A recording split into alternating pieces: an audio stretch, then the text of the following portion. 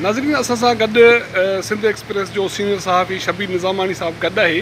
हीअ सिंध में जेके नियाणियुनि सां ख़ासि करे शागिर्दनि सां वाक़िया थियनि था, उन्हनि जी ख़ुदकुशी जा कुझु वाक़िया थिया आहिनि, कुझु अगवा जा वाक़िया थिया आहिनि। ताज़ो दुआ मंगी अगवा थी आहे कराची में। कल्ह उनजे हवाले सां, उनजी बाज़ियाबी जे हवाले सां या उनजी आज़ादी जे हवाले सां कराची में मुज़ाहिरा थिया आहिनि। असां उनजे मामे सां ॻाल्हि ॿोल कई हुई, एजाज़ मंगी साहब सां। उन पंहिंजे जेके बि ख़दशा हुया उहे ज़ाहिर कया। त अॼु असां इन हवाले सां शबीर निज़ामानी सां ॻाल्हाईंदासीं त सिंध में ही वाक़िया जेके थियनि पिया, इन जो छा पस मंज़र आहे ऐं जेका सोसाइटी असांजी सिंध जी आहे, अॻु में अहिड़ा वाक़िया ईअं ई कोन थींदा हुआ या थींदा हुया त कोई नामिनल थींदा हुआ, जल्दी उन ते तहरुक वरितो वेंदो हो। हाणे इहे वाक़िया वधनि पिया, तव्हां छा था सम्झो त हीउ छा पियो थिए? ऐं दुआ मंगी जे हवाले सां पहिरीं ॻाल्हाईंदुसि, इन खां पोइ ॿियनि इशूज़ ते पाण ॻाल्हाईंदासीं।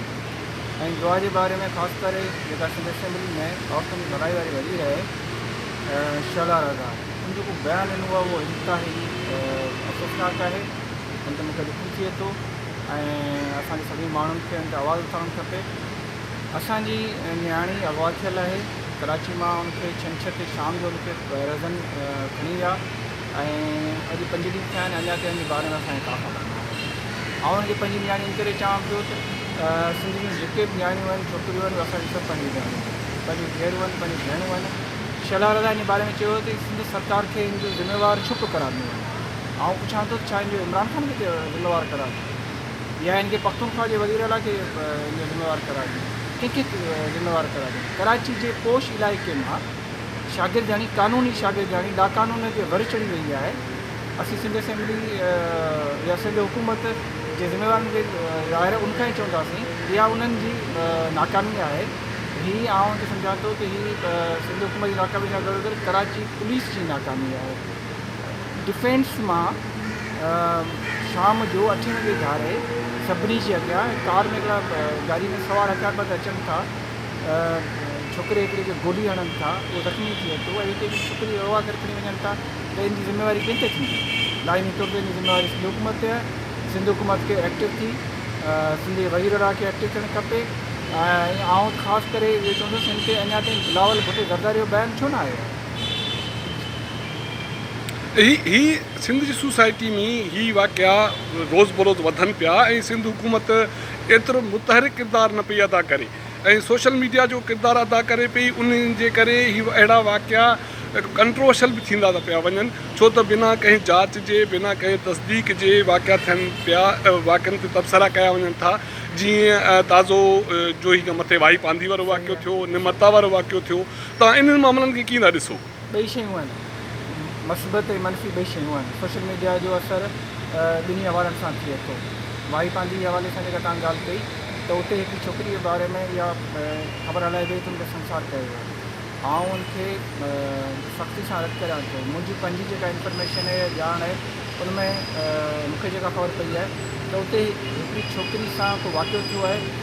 हाणे उनजी पर इहो कंफर्म आहे त उहा संसार न आहे थी। उनखे उन सां छा थियो आहे, छा वियो वापरियो आहे, इहो मेडिकल जे रिपोर्ट में अची वेंदो। पर सिंध में संसार जी तस्वीर ई न आहे। असां को तालिबान रियासत आहियूं, कोई हिते बुनियाद परस्ती एॾी का अची वई आहे, को अफ़गानी लुटेरा हिते अची विया आहिनि, को दहशतगर्द हिते अची विया आहिनि, को मददगार पठान जे दौर ते वापसि अची वियो आहे। असीं एॾो असीं पोइ कोन विया आहियूं जो हुनखे चइजे वियो आहे इहो की जिन जा मफ़ाद हूंदा, की वॾे मफ़ाद जे लाइ हिन वाक़िए खे उथारियो वियो आहे। बाक़ी नियाणी जो वाक़ियो थियो आहे, असांखे हिन ते अफ़सोस आहे, न रुॻो वाई पांदी वारो, पर हिन खां अॻु निमरता जो वाक़ियो थियो। निमरता जे बारे में रिपोर्ट अची वई आहे वॾे वज़ीर वटि, ऐं मुतालिबो कंदुसि इहा रिपोर्ट फौरी तौर ते पढ़ी थियणु खपे। ऐं इन वाक़िए खे तमामु घणो मुंझायो वियो। फौरी तौर ते हुनजी वाइस चांसलर ते आई, हुन चयो त हिन ख़ुदकुशी कई आहे। वाइस चांसलर की ख़बर पई हिन ख़ुदकुशी कई आहे, इन करे ऐं हुनजा जेके फॉरेन जेके एविडेंस हुआ उहे लताड़िया विया। ऐं हुनखे थोरो एड करणु चाहींदुसि। सिंध जे हवाले सां कुझु रिवायतूं आहिनि ऐं ॾाढियूं मनफ़ी रिवायतूं आहिनि। उनमें औरत छोकिरियुनि खे ख़ासि करे असां पंहिंजो मर्द जेके आहियूं उहे उन्हनि खे पंहिंजी मिल्कियत था सम्झनि, प्रॉपर्टी था सम्झनि। जिते वञे विकिणी छॾियूं, हू लिबास कहिड़ो पाइनि, हू पढ़नि कीअं, हू हलनि कीअं, हू ॻाल्हाइनि कीअं, हू छा कनि, इहो असांजो तमामु रिवायत गंदी रिवायत आहे। ऐं उन लफ़्ज़ ते वरी ज़ोर थो ॾियां त इहा सिंध जी इंतिहाई गंदी रिवायत आहे त असां पंहिंजी नियाणियुनि जे बारे में असां पंहिंजी छोकिरियुनि जे बारे में, असां पंहिंजी औरतुनि जे बारे में फ़ैसिला मर्द करियूं। असांजी छोकिरियुनि खे, असांजी नियाणियुनि खे, पढ़ियल लिखियल नियाणियुनि खे ख़ासि करे हिन खे अॻिते वधिणो पवंदो ऐं उन्हनि खे तेज़ीअ सां अॻिते वधिणो पवंदो त जीअं हीउ जेको मर्द जो जेको जारियाणो रवैयो आहे इन जे ख़िलाफ़ु उहे अॻिते अचनि ऐं पंहिंजी पोज़ीशन मज़बूत बणाइनि। त मूं ॻाल्हि सवेल सुवालु साॻियो कयो त हीअ जेके बि सोशल मीडिया या ह्यूमन राइट्स जेके बि तनज़ीमूं आहिनि या जेके सुजान धुरियूं जेके असां चऊं था उन तरफ़ां बिना तस्दीक जे जेके रद्द अमल अचे थो, छा उन जो इन वाक़िअनि ते उन कहिड़ो असरु पए थो? राजनीति तौर ते ख़राबु असरु पए थो। छाकाणि साहसी आहियां, वाक़ियाती रिपोर्ट जे हवाले सां शाहिदियूं हूंदियूं आहिनि, जेसिताईं उहे शाहिदियूं पकियूं न थियनि तेसिताईं असांखे रिपोर्ट न ॾियणु खपे। वाईपान जे हवाले सां हिन वक़्तु अञा ताईं का बि कारेकोट जे हवाले सां, कारोकोट तमामु अॻिते आहे, वाईपान जी जेकर माण्हू अॻिते वेंदो 40-50 किलोमीटर खां बि अॻिते परते जबलनि में हिकिड़ो इलाइक़ो आहे, हुते अञा ताईं सिधो को साफ़ी कोन पहुतो आहे ऐं जॾहिं को साफ़ी पहुतो ई कोन्हे त वाक़ियाती शहादतूं असांखे अञा मिलियूं ई न आहिनि। जॾहिं वाक़ियाती शहादतूं न मिलियूं आहिनि त उनखां अॻे इहो कीअं थो अची सघे त छोकिरीअ संसार कयो आहे। ऐं इन जा असांजी सिंध ते बि तमामु मनफ़ी असर पिया आहिनि, छो त सोशल मीडिया जे ज़रिए इहो जेको वाक़ियो या जेको प्रोपेगेंडा आहे या मुल्क खां ॿाहिरि वधी वई आहे, पाकिस्तान खां ॿाहिरि जी मीडिया में रिपोर्ट कयो आहे, सोशल मीडिया में रिपोर्ट कयो आहे, सिंध जो इन में तमामु घणो मनफ़ी तासुरु वियो आहे। इन करे सोशल मीडिया जे एक्टिविस्ट खे, दोस्तनि खे लाज़मी तौर ते जेकॾहिं का ख़बर शेयर करणी आहे, का न्यूज़ शेयर करणी आहे, का तस्वीर शेयर करणी आहे या का वीडियो शेयर करणी आहे त पहिरीं उनजी तस्दीक कनि। तस्दीक करण खां सवाइ का ख़बर खे न वधाइनि। ऐं उन्हनि खे इहो बि यादि ॾियारियां त पाकिस्तान जो जेको क़ानून आहे, ख़ासि करे सोशल मीडिया जे क़ानून जे हवाले सां, इहो क्राइम आहे, साइबर क्राइम में अचे थो। अण तस्दीक थियल ख़बर साइबर क्राइम आहे, इन खां पासो कयो। दुआ जे हवाले सां बि साॻी सूरत हाल आहे। जॾहिं पहिरीं इहो वाक़ियो थियो त सोशल मीडिया ते जेको मामिलो मंज़र ते आयो, उन खां पोइ कुझु राय आया त अगवा कई वई आहे, को लाहौरी ग्रुप आहे, को ॿियो ग्रुप आहे, उहो मामिलो अञा बि हले थो। हींअर ताईं मामला जेके साम्हूं अचनि पिया सिंध गवर्नमेंट जे हवाले सां, उन में इहो पासो अचे वधीक वज़नाइतो थींदो पियो वञे त हीउ क्राइम सीन थियो आहे, अगवा वारी शइ थी आहे। त हीअ इन दुआ जे हवाले सां जेको बि सूरत हाल पैदा थी सोशल मीडिया ते, त उन जे हवाले सां तव्हां छा चवंदा? फैमिली सां डायरेक्ट राब्ते में रहियो आहियां, यको जंहिं ॾींहुं खां वाक़ियो थियो उन खां लगातार उन सां राब्ते में रहियो आहियां। असां इन सिलसिले में हिक ॿिए सां ॻाल्हायोसीं ऐं पाण में गौर वीचार कयो त छा इहो मुमकिन आहे त को ज़ाती रंजिश हुजे, को मामिलो हुजे जंहिंजे करे थियो हुजे।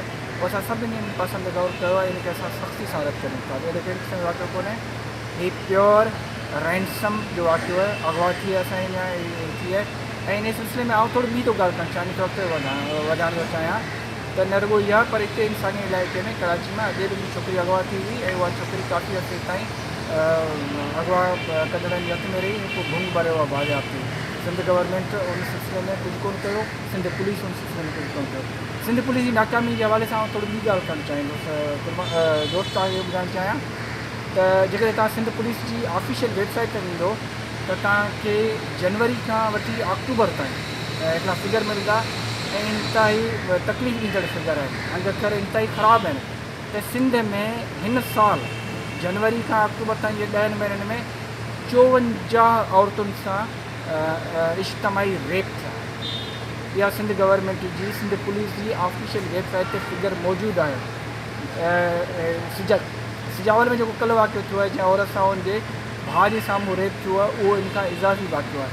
त सिंध हुकूमत खे इन ते ॻाल्हाइणु खपे। पर आउं हिकिड़ी ॿी शइ ऐड करणु चाहींदुसि, मुंहिंजी माना हीअ तमामु अहम ॻाल्हि आहे, इहा सम्झणु खपे। जॾहिं वफ़ाक़ी हुकूमत जो को वज़ीर, पंजाब जो को वज़ीर या ॿियो को वज़ीर सिंध हुकूमत जे मामलनि जे हवाले सां को बयानु कंदो आहे त सिंध हुकूमत उनखे पंहिंजे अख़्तियारनि में मुदाख़िलत सम्झंदी आहे। आउं सुवालु करियां थो सिंध जे वज़ीर लाइ, सिंध जे घरू वज़ीर खां ऐं सिंध जा जेके ॿिया जेका हुकूमती तर्जुमान आहिनि, त छा हीअ जेके अगवा कंदड़ टोला आहिनि, छा हीअ जेके रेपिस्ट आहिनि, छा इन्हनि खे तव्हां पंहिंजे अख़्तियारनि में मुदाख़िलत नथा सम्झो? सिंध हुकूमत जी ज़िम्मेवारी आहे त हू हिकिड़ो पुरअमन मुआशिरो क़ाइमु करे, असांखे अमुन ॾे।